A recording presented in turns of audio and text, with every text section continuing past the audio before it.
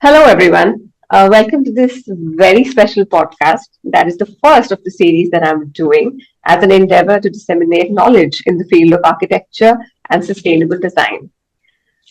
Now, this topic is extremely close to my heart. And of course, the person here who's been invited to this podcast is also very special. He is none other than Prof. Chandra Sekhar, who is the program director at the MSc Building Performance and Sustainability program at the National University of Singapore. And I have been privileged and fortunate enough to be mentored by him during my stint at NUS, maybe way back, say a decade back. So, a very warm welcome to you, Professor. How are you doing? Thank you. I'm doing great.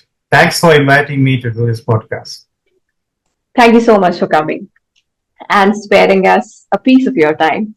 And I think, as I was talking to you earlier also, after coming back from Singapore, I've been starting my practice here. And I, of course, I have a client base that consists of different stratas of the society. And one thing that I've seen is there's a common thread all throughout is that the knowledge about how grave this issue is and the pressing concern it shows to the society and human health and wellness, people are not really aware of it. So I decided to kickstart my podcast with this very topic. So, going really to the basics, um, I just want you to elucidate a bit on, say, what are the primary sources of indoor air pollutants. I would be focusing mostly on, say, homes and workplaces because those are the two places where we are mostly, we spend our time in. And how do building materials and furnishings contribute to this issue? Sure, that's a great point to start. Maybe I'll take the first question along the lines of why is indoor air quality important?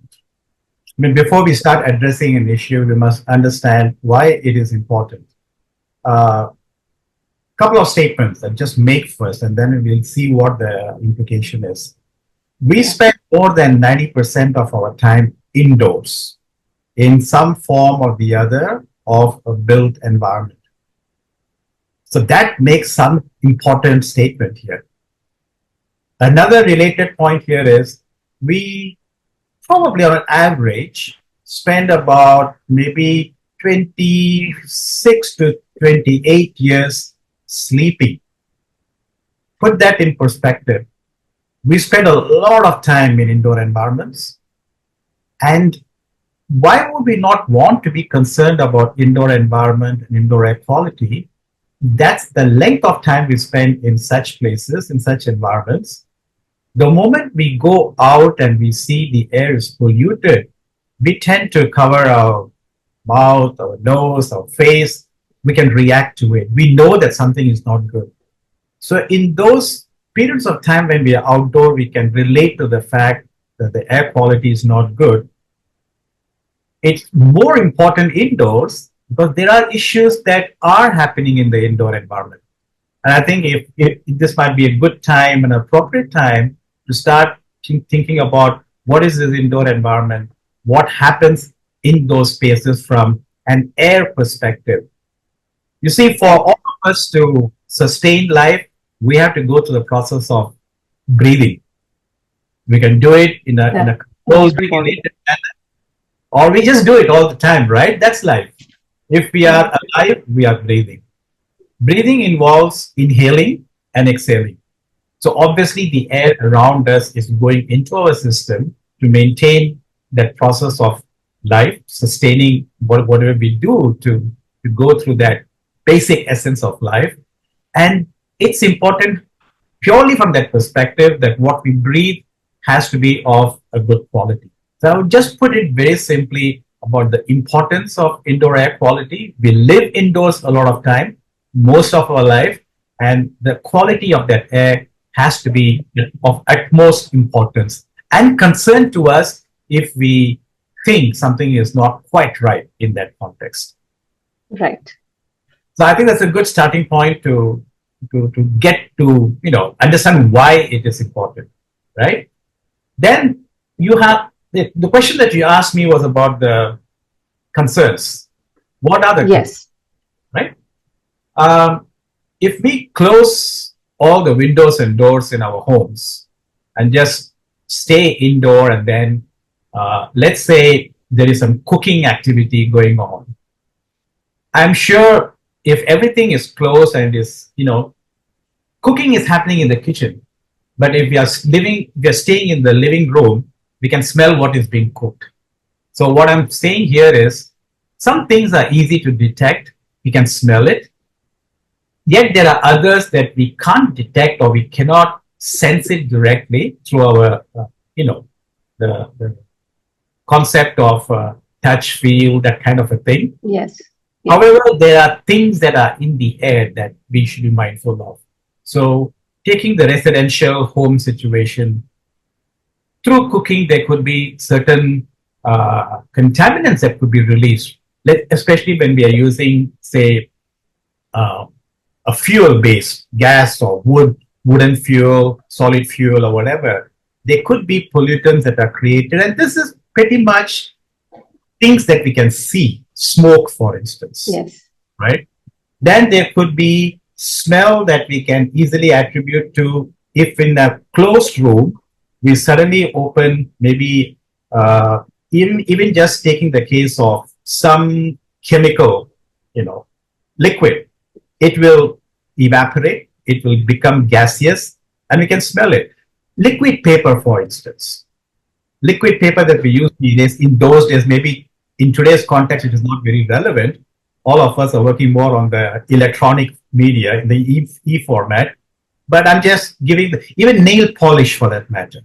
If you open and start, if the chemical is exposed in a fully enclosed room, we can smell it. So I am talking about particles that can be in the air, very small particles. I'm talking about chemical contaminants, gaseous form that will be in the air.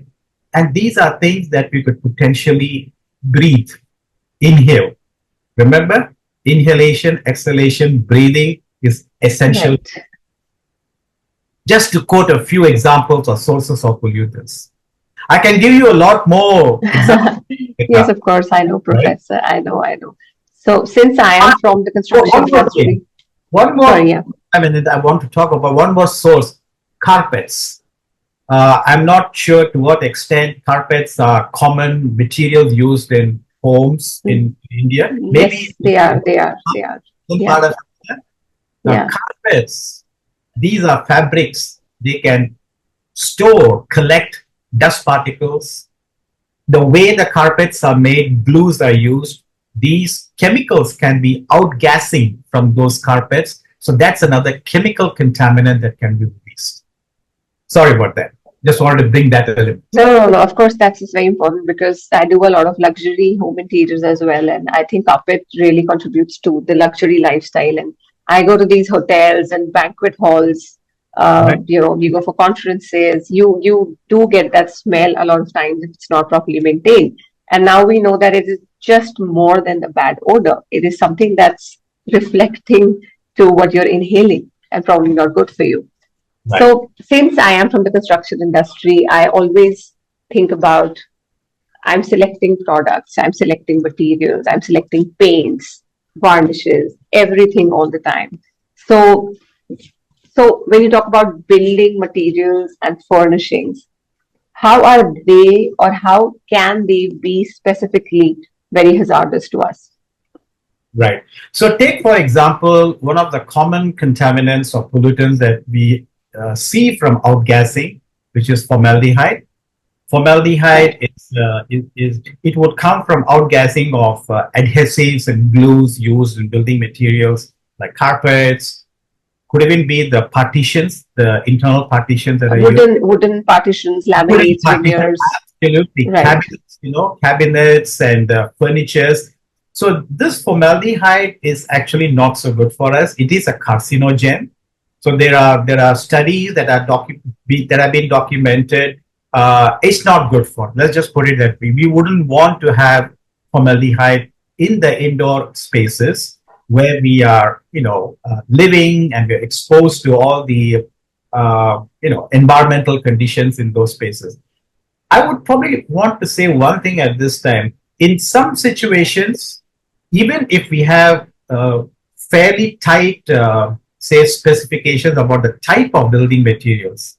Because you can have a carpet that is very uh, source emitting. In other words, a carpet that emits a high level of pollution, or you can have the Right. same carpet, the same design of carpet done in such a way that it is low emitting.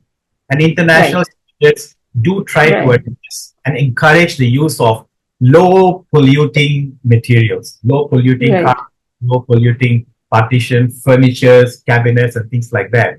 So from that perspective, if there will be some emissions anyway, the way we want to address is how do you remove that from the indoor spaces? So here we are talking Yes. about ventilation. It's a Yes. simple strategy. We've all been doing it for, I suppose, hundreds of years, right? If something is smelling funny, if something is odorous, what did our ancestors do? What did our grandmothers, grandfathers do? Open the windows. Now, this may Yes. lead to another question. I'm sure it's on your mind, especially in places like Delhi. We'll come to that in a Yeah. bit. But the fundamental question you want to address here is if there is a buildup of contaminants in the indoor space where we occupy, one way to do is ventilation. You got to get it out of the air in the room. And that's by Right. that. Just want to bring this Um, point of discussion. No, yes, of course, I would definitely get to mitigation because the entire topic of this indoor air quality, it's based on two pivots. One is, of course, the source or the pollutant control, and one is, of course, the mitigation as to how to effectively do it. And I do have this urge to ask you about. I would just come to this in a bit because I want to talk a bit about uh, people, of course, know a bit because now a lot of low VOC products, green products are coming into the market. But I still think, because I deal with a lot of clients here, I still think that people don't know the severity of this issue. People might think that okay, why do we need to spend so much? It might just cause us a bit of asthma, a bit of allergy, maybe it's fine, it's Right, okay. right. Could you just elucidate a bit on say, some very serious health conditions or any long-term health effects that this issue could have, probably Okay. that we don't know about. Right. So very simply, very quickly, I can send you the link later. This is the United States EPA, Environmental Protection Agency. They have a nice, in fact, they have a detailed write-up about indoor air quality. Right. So what, I'll just read something from there, which kind of explains it all. Formaldehyde. Nice. Okay. Formaldehyde can cause irritation of the skin, eyes, nose, and throat. High levels of exposure would lead to some types of cancer. So that is the Oh. extent of what we're talking about. Short-term exposure will cause irritation of skin, eyes, throat. Hmm, hmm, hmm. Prolonged and long-term exposure can be, as serious as leading to cancers. It is a carcinogen. A lot of Right. indoor air quality standards worldwide would try to limit how much of emission or what should be the concentration level of formaldehyde in the Right. indoor. So I always tell whether it is a professional talk audience or it's just my colleague or my family friend, say, okay, I'm smelling something, it is not so good. But we would want to keep the levels in such a way that you don't smell it. That's Right. really Right. what I'm thinking about. So if I, for instance, walk into a room or a commercial building or a home where I can smell chemical contaminant, I think we would know. High levels of chemical Right. contaminants we would normally know. But then not all of them may be formaldehyde. There could be other chemicals too.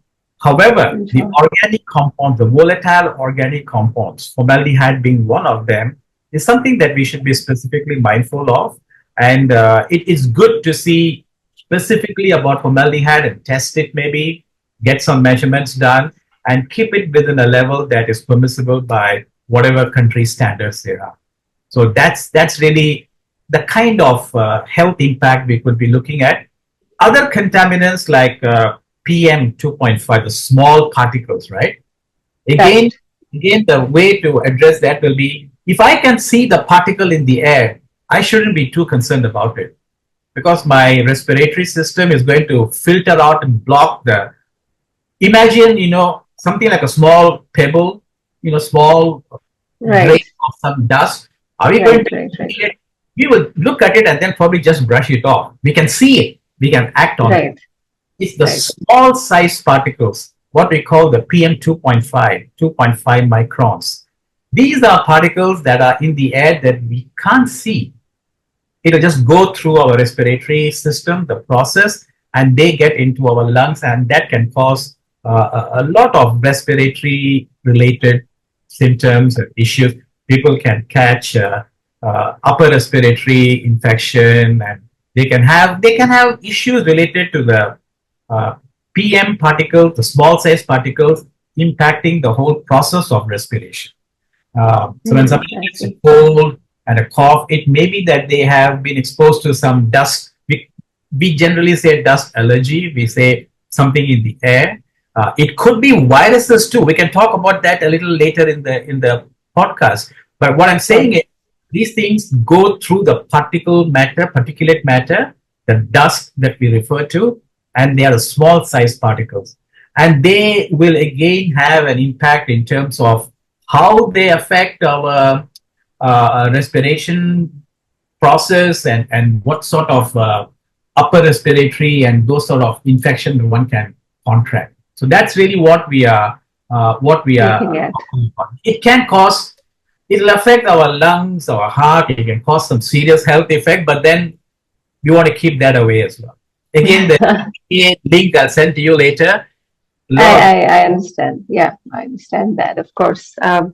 So, yes, I mean, of course, it's much more serious than probably we know of it. And a lot of times, specifically here in Delhi, as I spoke to you about, we see a lot of pollution during Diwali, and probably people are having a lot of respiratory issues that time, and we are able to smell the smog. And everybody thinks that, oh, the outside air pollution is so much because we just burn firecrackers, so that is why we are having these issues. But maybe a lot of these issues are a long time accumulated, these series of pollutants there have been already inside as well, which probably are we are less aware about, Professor. So yeah, thank you so much for that information. I think I would, coming back to what we were just talking about before this about ventilation, and so I have this urge to ask you that, when you spoke about opening the windows, there is this new wave of clients that I have that absolutely don't want to open their windows because everybody is so scared of the outdoor pollution. And of course, it is very hot here. We are touching almost 50 degrees Celsius this summer. So a lot of times I do some home renovations or home interiors, and I ask the clients, okay, so we need to give openable windows here because it's a bedroom. And the response that I get is that, who needs to open windows? We have air conditioning in the house. Why would I open the windows and expose my kids to such damaged and polluted air outside? And people are just not ready to open windows, have openable windows. And of course, there is a split AC, which is there mostly in the houses. And that is such a major concern for me. So if you would like to just, kind of elaborate and throw light on ventilation in homes and this whole being in a sealed building, and that is causing SVS, you know. Absolutely. Okay, let me try to address the few related points that you asked in this question. Maybe the way to start would be, as you rightly said right in the beginning, when it comes to indoor air quality, there's something called source control. If we can Right, remove it, the next strategy is exposure control. Remember the inhalation, exhalation that each of us go through. That exposure to the contaminants, if we can mitigate it, then that's the more practical way. In fact, that is a hierarchical way: source control followed by exposure control. Ventilation is part of the exposure control strategy. Now, I fully understand the very high temperatures in Delhi at this time, and I would never advocate opening the windows at that time. However, having said that, there would be times when you would want to open the windows or ventilation, bring in ventilation somehow through a mechanical system, if that's possible in commercial building, that's what they do. The reason being, the outdoor air being polluted is primarily of the PM contaminant, PM 2.5, even lower. Maybe some gaseous contaminants related to some of the exhaust fuel emissions, NOx, uh, Yes. hydrogen, Vehicular emissions and everything. Yeah. this kind of things. But there are sources of contaminants indoors that we constantly are exposed to, and if that's not diluted, it's got nothing to do with the outdoor air. It's things that we Exactly. have inside. Remember the carpets, remember the furnitures, remember the cabinets, remember some of Right. our human activities too. So these are things that are going to contribute to indoor air pollution unless you remove that at source, which means when it comes to human activities, the humans should be out of the space. That's not practical. We are talking about all of Yeah. this for the people there. So people have to be there. Their activities has to happen. If that were to be the case, then we got to think in terms of diluting or removing the indoor contaminants, and ventilation is a very effective way of doing it. Now, if let's say we go with the argument, I can't open the windows because it's too polluted outside, it's too hot outside, and I want to seal everything, we're making the room more tighter, airtight. That means the build Yes. of contaminants is going to take even quicker. In very short Yes. time, the levels will be very, very high. So there are certain things you can do if you can't dilute the air in the contaminated air. You can clean the air. So here comes the questions of air cleaners that have been, Yes. widely discussed about during the pandemic, and even now we do see it as a viable strategy. So you can clean the indoor air of certain contaminants, not all. That's the important thing Yes. to understand. We can remove the particulate matter, we can remove some of the gaseous contaminants, but you can't remove everything. And not everyone is going to have an air cleaner in their house all the time. And there are, we have to be mindful of what the air cleaners themselves are doing. Are they creating new contaminants? Are they causing more problems for us in the final analysis? So it's a much broader technical discussion that needs to be properly Yes. Yes. had. So that's where And the problem is in terms of too hot outside, too polluted. I don't want to open the windows. I would still maintain. What about the winter times in places like Delhi? They're talking about the air is not so cold outside, but it's polluted. So the polluted air needs to be cleaned before it can come in. So when I talk about outdoor air for dilution or bring the outside air, it is implied that that air has to be clean to some level. If it is extremely polluted, we would need some, I suppose in this case, you can see it as a technical installation. Maybe on the window, there is a small gadget that can be seen as a fan filter unit. So the fan is drawing the air from outside, blowing it indoor into the room. And there is a HEPA filter. HEPA is a technical term. It's called high efficiency particulate filter, a resistance filter. okay. So I think what it is it is a high efficiency filter. Let's just put it that way. It can remove Right. very small particles quite efficiently, quite effectively, and that filter has to be between the outdoor air and the indoor environment. That means you're still drawing the air from outside, filtering it, and putting it into the room, and then that's going to be exhausted. So you remove the indoor contaminants that way. So Right. ventilation is So not something we can avoid. It is a very important part of the whole game. It has to be seen as an important part of the whole game. I understand, Prof. I remember that there was a sudden surge in the sale of air purifiers when COVID came, and even after that now. And everybody's just very, blindly just going on buying one air purifier for each room. But as you said, that uh, it's a debate for another time as to are these air purifiers contributing more, or how much they're effective, or is that the only solution, or do we need to look more into it in terms of effective strategies for cleaning the inside air?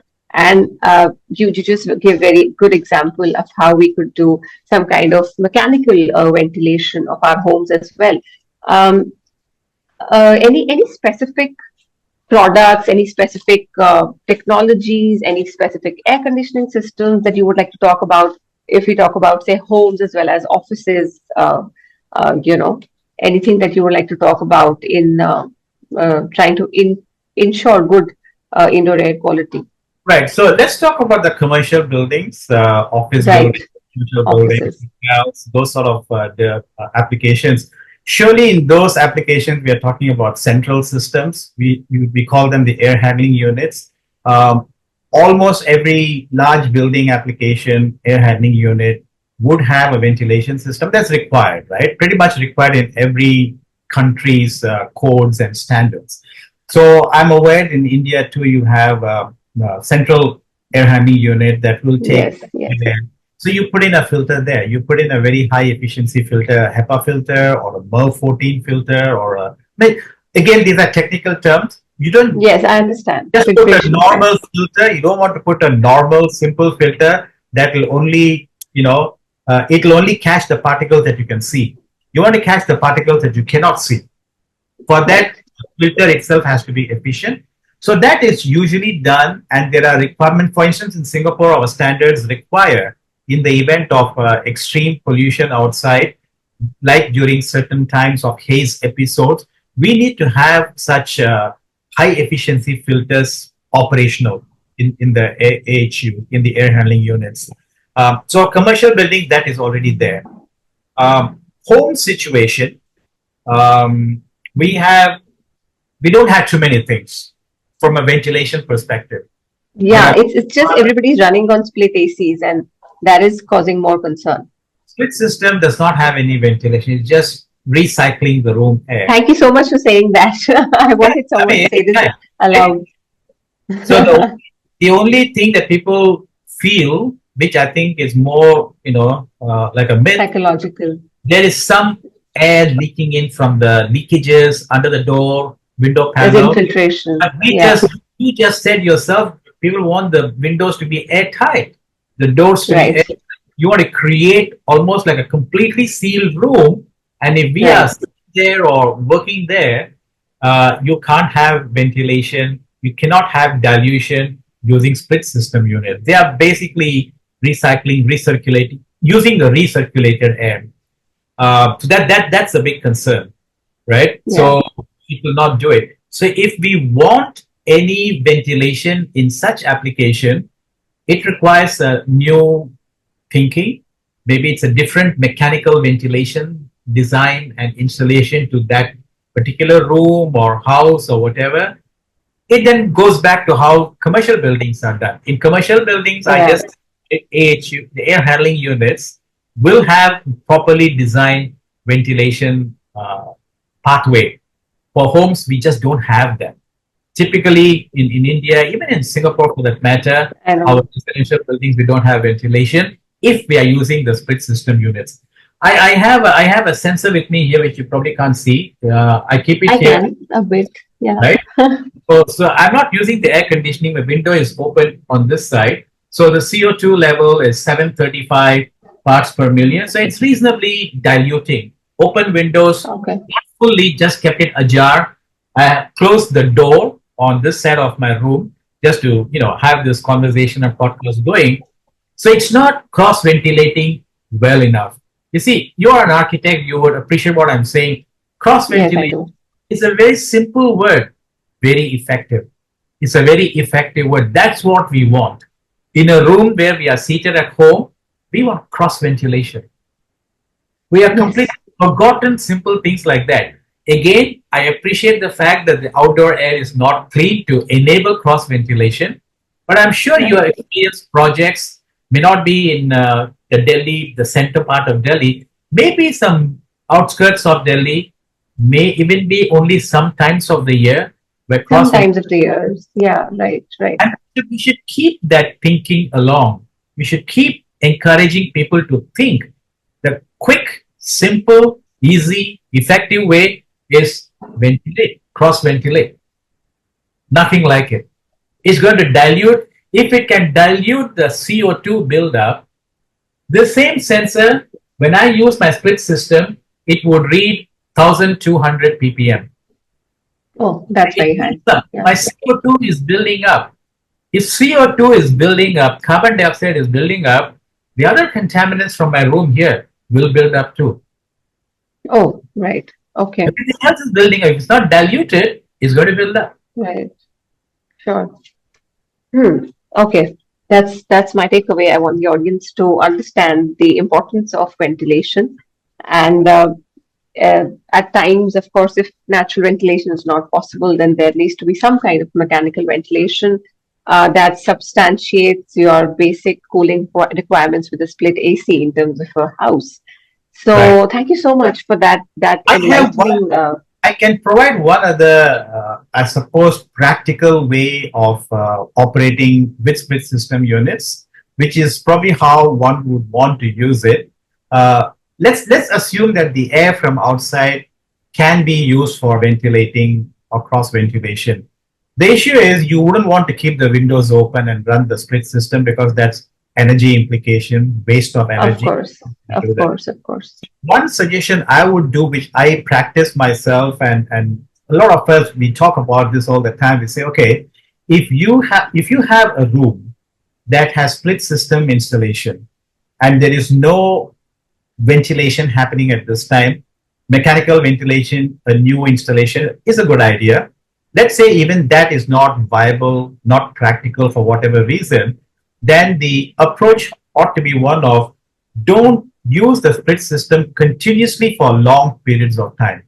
So it is a little bit like what I would call as every certain number of hours you may want to consider opening the windows and cross ventilating it. For Yeah, instance, we kind of switch in, switch off between exactly, both and not go to one extreme. right. I mean, I would not go very far away. I would take the example of, say, my dad, who refuses to switch off the split AC, So I think it's psychological. People just don't want to switch it off because it's just there. It's just too much. That's what the concern would be, you being exposed to it 24/7. 24/7. That is not good. That's what is happening. That's what's happening. And we can have it and yet make some good, We use kind of of work our way through it. flushing. We call it periodic flushing or cross ventilating that space. That's probably a very good idea if you want to do it that way. Having said that, I will also alert to another issue that we should be mindful of. Is there any question that you want to ask me related to that part, Shweta, about this? In a period of 24 hours, maybe every 6 or 7 hours, maybe every 8 hours, let's just flush it for 1 hour and then use it later. So, that kind of a thing. I am completely happy with whatever you've told me. So, what do you think? Is there anything else should we put onto the table for discussion? Yeah, this point, I told you that I want to highlight a potential issue or concern when you operate a room like what we would call a mixed mode operation. AC, natural ventilation. Plus natural, okay. Natural ventilation. Couple of things to be mindful of. One is maybe Delhi is not a very, good example of what I'm talking about. What I'm referring to is the fact that, let me ask you a question. At what temperatures do people normally keep their split system environments in? Oh my God, don't ask me. I want to keep it at 25, but I meet a lot of people. They would keep it at, say, 18 or 19, and they will take 2 quilts and sleep. Yeah. I really don't understand why. But again, everybody thinks that it's okay. We have the AC, we can just pay the bill, so how does it matter? You have just made my point, the point that I wanted to say, very easy. So let me describe what is happening here. Let's say even 20 degrees Celsius. It is cold. People are using quills. It's very cold at 20. Yeah. If we feel cold in the room, I'm sure the other objects in the room will also be cold. The surfaces, the walls, the ceiling, Yes, the table, yes, the yes. cabinet, the furnitures, right? They'll be cold. So I'm now trying to address an issue that we should be mindful of. I mentioned flushing, cross ventilating every now and then, every number of hours, let's say.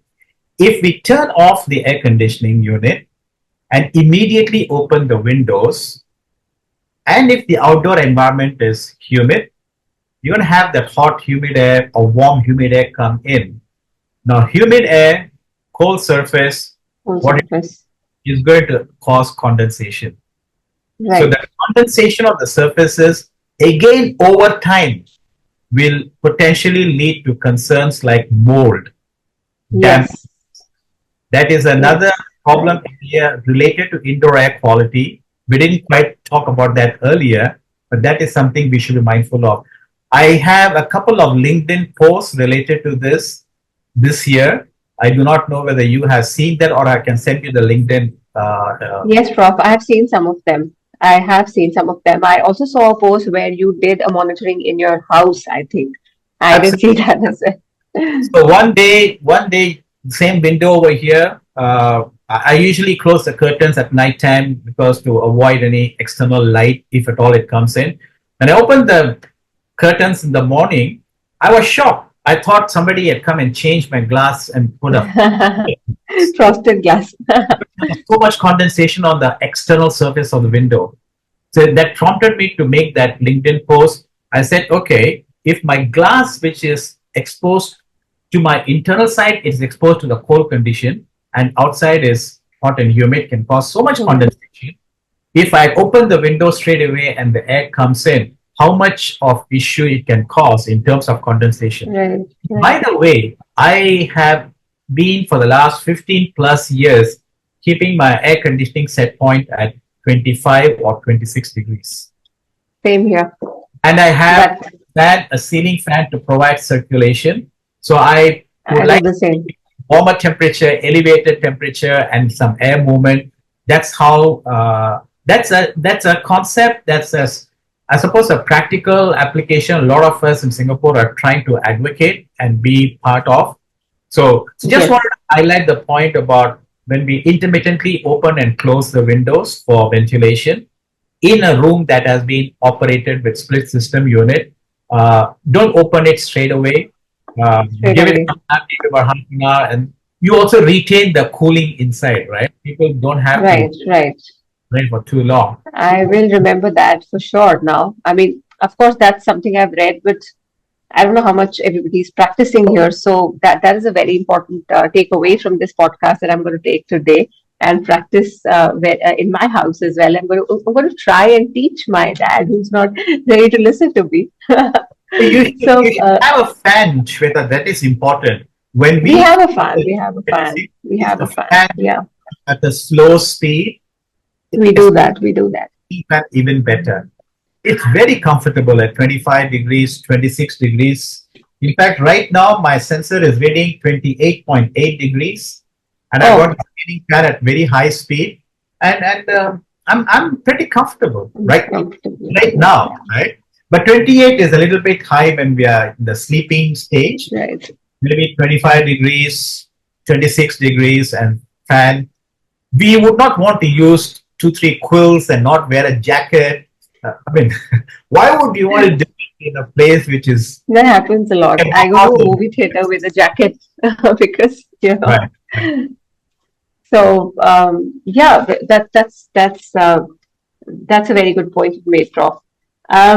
Since we've been talking about this, I would just like to ask you that I'm sure in the span of your illustrious career, you would have seen a lot of case examples or case studies as to how uh, improving the air quality of a building has significantly improved, say, the health outcomes or the productivity of people. Can you cite any such example which we can really, have learned from anywhere in the world? Right. So there are a lot of those kind of studies documented and published in journals. These are typically, these would be in the context of how they have chosen the right materials. That means they have not chosen material that are going to cause high level of pollution. How they have consciously incorporated a nice, good ventilation system that is operational, it works, and good filtration perhaps in the air handling units. So these are all the standard textbook things that we talk about. But buildings have implemented them. They have been, I mean, offhand, I can't think of exact building name, but these are all public. I can send you some journals, Okay, that's fine. ASHRAE journal that has case studies documented. In fact, I would want to point the building that's behind me. This is our new SDE4 zero energy building.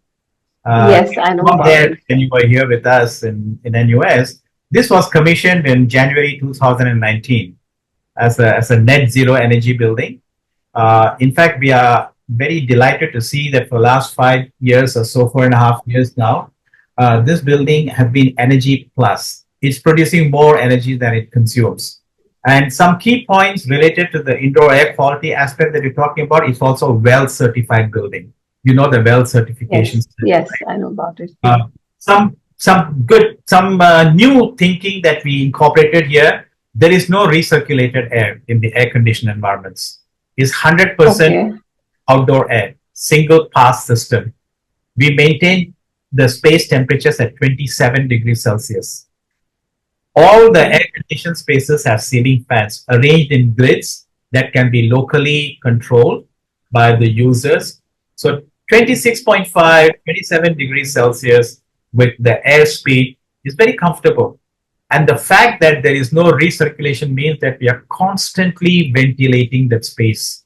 We are providing more outdoor air to an educational or commercial building like this than what our local requirements are. So we have not had issues related to indoor air quality right from the outset.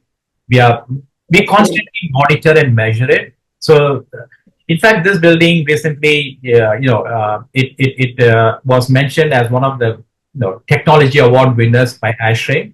I'll send you some of those links so you can read about. That'll be great. This particular building, which is right behind me, and then we are very happy to report that it's been a successful one. Yeah, of course, I have been following that building. So the ASHRAE Technology Award is not exactly this building, but a renovated building adjacent to it. That building you would have seen, SDE1 and SDE. Yes. The place where you used to have the lectures, remember those days? Oh yeah, right. That block is completely refurbished and renovated. So we went for facade renovation, making it good window panels and glass properties and making it airtight, and applying the same concept of air conditioning indoors. So it also employs the same concept of single pass, 100% outdoor air ventilation, ceiling fans. So it's that building that won the award from ASHRAE, one of the buildings that won the award. Okay.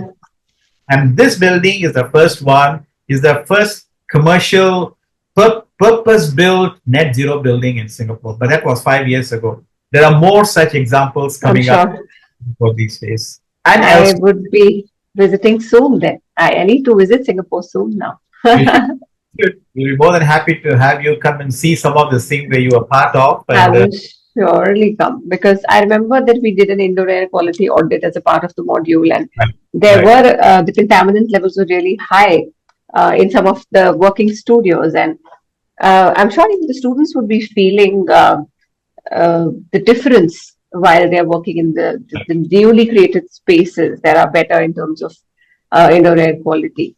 So indoor air quality and its impact in terms of productivity and work performance has been quite well documented. Oh, really? Studies there, and these are all in peer-reviewed journals. But I think the way you would want to see them discussed is: are there buildings that have been iconic?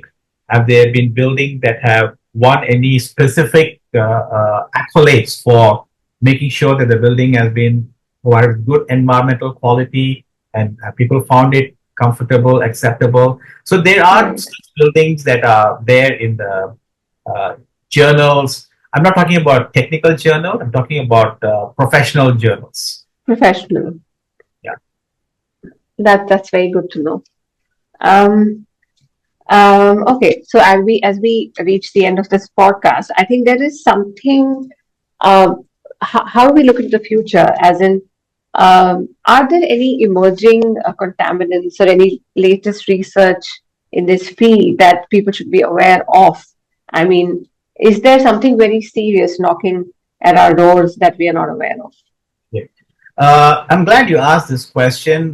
One of the, I would say, fairly new understanding that we have from an indoor air quality perspective is the whole notion of whether certain chemicals that are present in the same space, whether they add more to the problems. I'll give you an example. Ozone, for instance. In some I've been places, wanting to talk about it. Yeah. uh, in some places it is ubiquitous. It is just there all the time, even in the outdoor air. So when we get the outdoor air into the building, we have to ensure that the ozone is mitigated. So there are Right. requirements that come from standards and codes related to that. So the point I'm trying to make here is ozone, when it is present in the same environment as, say, the VOCs, ozone and the chemical compounds can react, and Oh, the okay. output, the products of such reaction will be what we call Hmm. fine particles, secondary aerosols or fine particles that then come into the particulate matter problem that we spoke about earlier, but in an even lower particle size. In other words, it can go in Okay. even freely. So this Hmm. new emerging, it's I'm saying it as an emerging science or emerging understanding, but it's been there for about 10 plus years at least. The domain, we call it indoor chemistry. Ozone Chemistry. Okay. reacting with VOCs to produce certain byproducts that are not good for us. So, would you handle ozone separately? Would you handle VOC separately? And would you then handle the products of the byproducts? Why not Separately. Okay. eliminate one or the or both? Mitigate ozone, eliminate it if possible. Mitigate VOCs, eliminate it if possible. But if we have done all our best and we still think that some level of these contaminants are going to exist there, then we need to be mindful of such byproducts. So that's one new Okay. emerging interest, right? The second one Okay. that we have all heard of during the pandemic, infectious aerosols. So that is Right. part of the built environment discussion. So we've got to make sure that touch wood, it doesn't happen, but should there be another pandemic or an epidemic in the future, and we are concerned about pathogens in the indoor environment, how do we handle it? How do we handle it from the building systems perspective, from the heat HVAC as we would call it, or the air conditioning systems in that context? We would still need to be mindful of ventilation from outdoor air, but now I think a strong focus is added to indoor air cleaning. So there are new standards that we are now talking about from ASHRAE and other, parts where we are seeing air cleaning as an important mitigation strategy along with ventilation. So you will have to use a combination of both. Combination of That both. is the new standard from ASHRAE. I am part of that standard. It just was released last June, June Oh, 2023. probably we all need to look it up. I mean, I need to look it up as well. It's called Um, ASHRAE Standard 241, 241. okay. I'll just note it down. Talking about ozone, I mean, I just kind of got reminded that, in offices, we say that ozone is, I mean, I don't know if how many people know this, but photocopiers and all these printers, they emit a lot of ozone. And that still, I don't think is talked about a lot in, I'm just talking about the general architects and interior designers fraternity. Of course, you are an expert, you will always talk about it all the time, but just talking to my fellow architects and fellow industry folks, that we don't talk a lot about ozone. Why is that?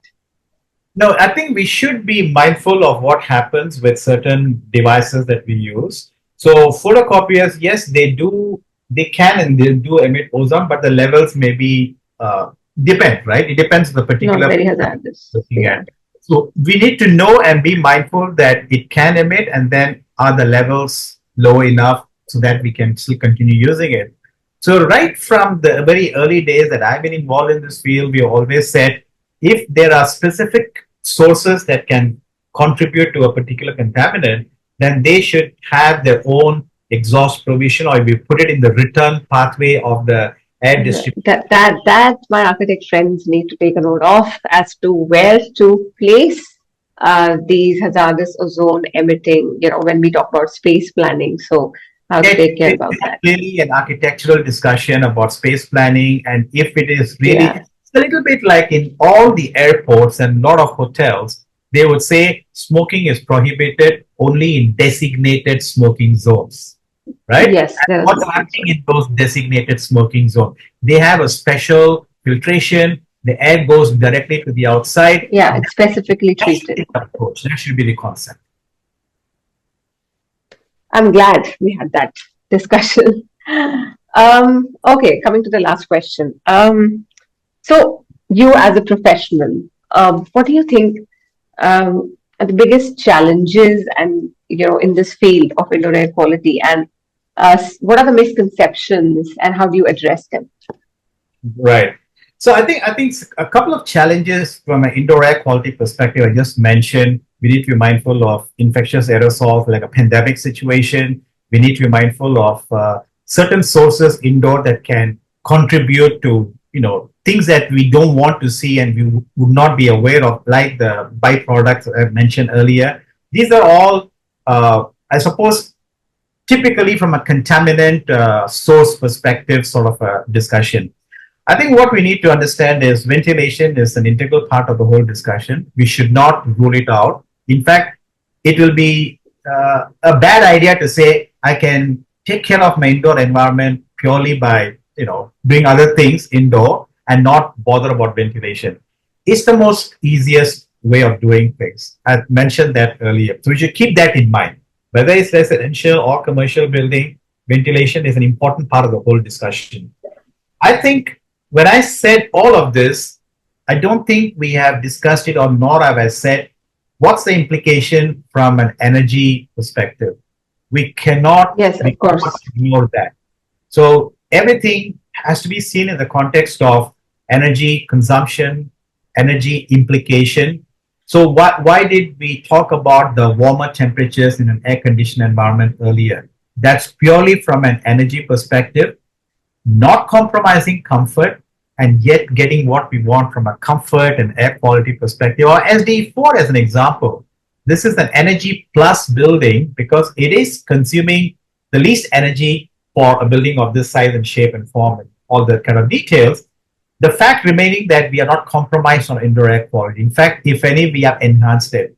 So it need not be Right. one or the other. We've got to see it together. That's very, very important. It's crucial. It's energy efficient, healthy building. It's been our tagline for 30 over years. And I think it Yes. still is valid. So we got to think about it that way. Final question here that we'll all probably have at the back of our mind is what's, a warming planet? What's climate change doing in all this discussion? Is only going to make things worse. Surely this summer in Delhi, I've been looking at the temperatures, it's been exceedingly high. So indoor air quality, we want ventilation, it's going to consume more energy. We're already Yes. using more air conditioning and in the indoor spaces, that's causing energy. But if we understand air quality, comfort, and the energy implication all in a holistic manner, I think we can make a good case to be where we want. The sweet spot is always a balance. Everything is a balance in life, and this is not different. You've got to get that sweet spot where we make sure the comfort, air quality, the health and well-being of people, and the energy consumption, the sustainable design that we normally talk about, right? They can all be put together. I'm sure they can be. You are in a campus that has, I mean, there is right such a beautiful picture behind you, and I'm sure there are a lot of buildings being done there. I'm sure that there is so much to learn from and so much to do in this field. And this podcast, this discussion has been such an eye opener for me as well, considering that I am involved in this subject a bit.